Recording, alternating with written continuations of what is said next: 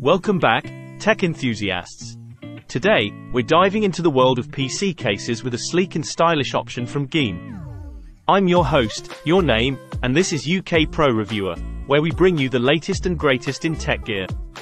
Feast your eyes on the GIM Micro ATX PC case, a gaming-centric chassis designed to elevate your build both aesthetically and functionally. Let's unpack its features and see what sets it apart. First up, let's talk about aesthetics. The GIM Micro ATX PC case boasts a 270 degrees panoramic tempered glass panel, providing a stunning showcase for your components. Whether you're flaunting RGB lighting or sleek hardware designs, this case lets you display them in all their glory. But it's not just about looks. The distinctive floating front panel design isn't just for show, it enhances airflow with an extended gap, improving heat dissipation efficiency by up to 80%. Say goodbye to overheating woes and hello to optimal performance. Now, let's talk convenience. With tool-free assembly and disassembly, upgrading your rig is a breeze.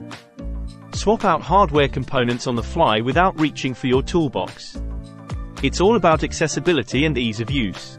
Worried about dust? Fear not.